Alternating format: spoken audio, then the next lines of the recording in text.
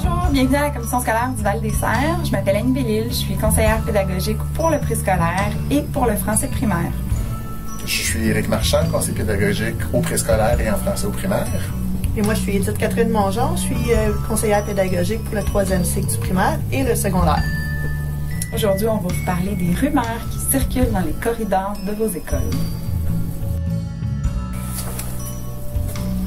Alors bonjour, rumeur numéro 1, la révision des textes et la correction des textes, c'est la même chose. Donc c'est faux. La révision et la correction, c'est deux choses. Reviser son texte, ça veut dire être capable de retravailler ses idées, de retravailler la structure, de changer son vocabulaire, de rajouter des mots nouveaux, de changer des mots par des pronoms, par exemple. Donc, à ce moment-là, on est en train de travailler la révision, de replacer ses idées dans un autre ordre, alors que la correction du texte, c'est vraiment un bout qui est accordé, qu'on va accorder au code, c'est-à-dire faire nos flèches de sujets, de pronoms, nos accords au niveau dans le groupe du nom, nos accords sujet-verbe, remettre nos points à la fin de nos phrases. Donc à ce moment-là, on parle de correction. Ce qui fait que nos élèves, parfois, peuvent avoir la difficulté au niveau de la révision, de relire leur texte pour changer leurs idées, améliorer leurs idées, alors que d'autres vont avoir des problèmes au niveau de la correction, c'est-à-dire de changer des erreurs qui sont au niveau du code.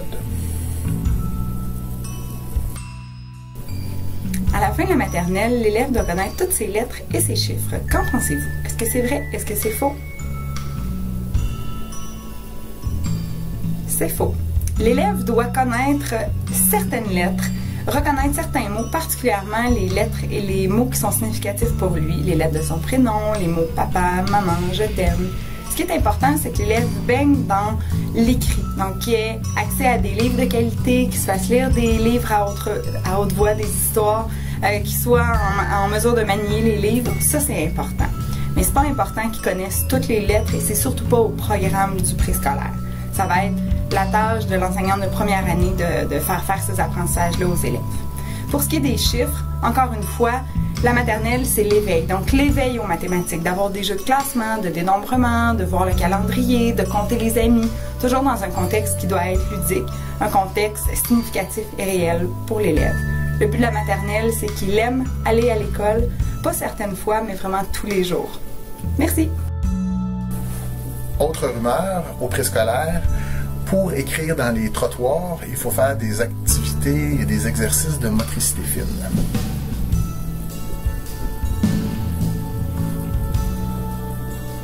Donc, encore là, c'est faux.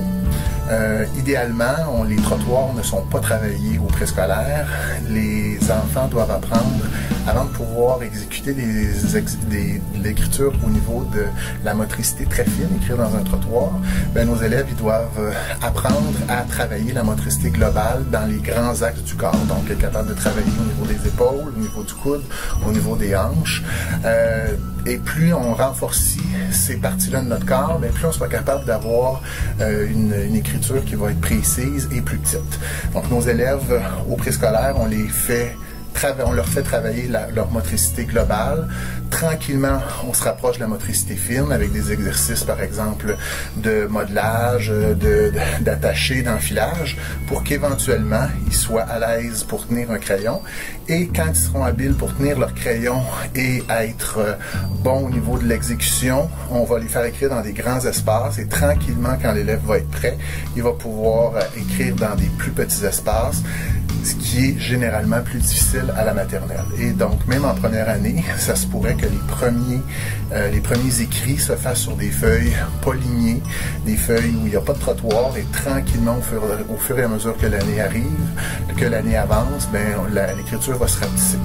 Ce qui fait que travailler des exercices de motricité fine, tant que les grands axes dans mon corps et les axes plus éloignés, comme les mains, les poignets, sont pas bien développés, on travaille dans le vide. En écrivant chaque jour, les élèves s'améliorent automatiquement. Qu'en pensez-vous?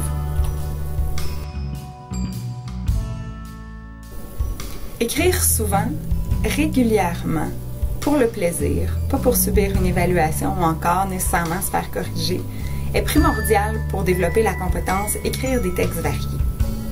L'élève doit pouvoir choisir le sujet de ses textes, sa longueur, tout comme l'auteur.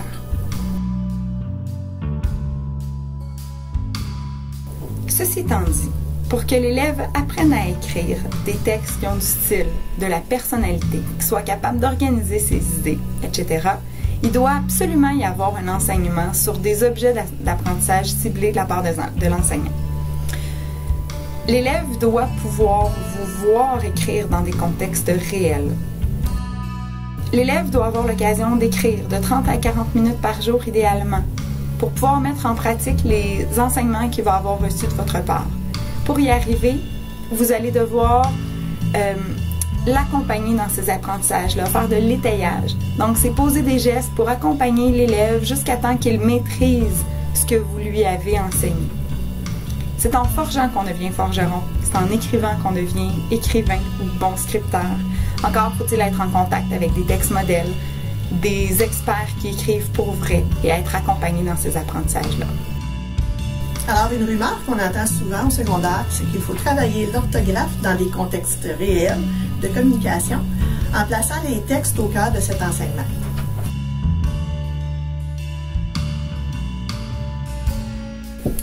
En effet, c'est important de mettre l'orthographe, puis tout ce qui a rapport à la grammaire, tout ce qui est vraiment technique, dans un contexte de communication.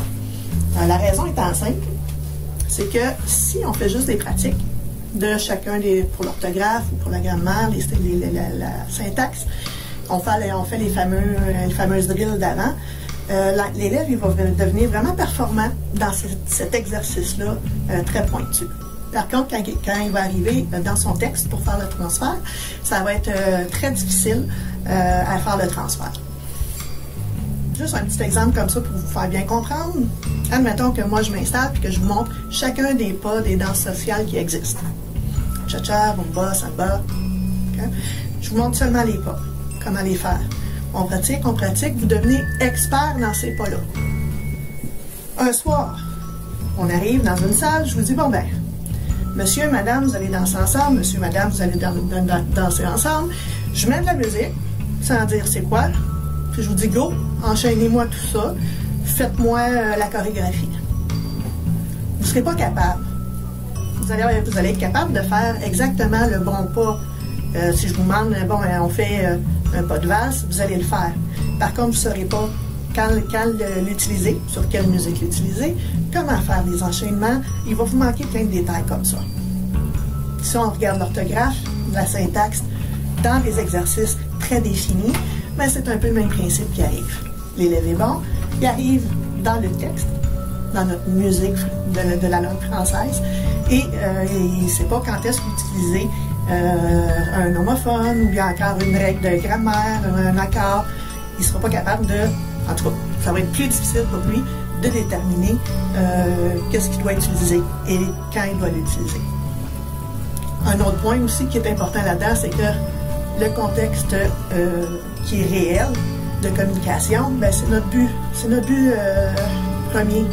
Ce qu'on veut, c'est qu'il soit capable d'écrire des textes qui se tiennent, des textes avec des messages qui sont clairs. Et si on ne travaille pas ça en premier, ben je vois pas l'avantage de juste pratiquer des techniques sans regarder avec vraiment à quoi ça va servir dans la pratique.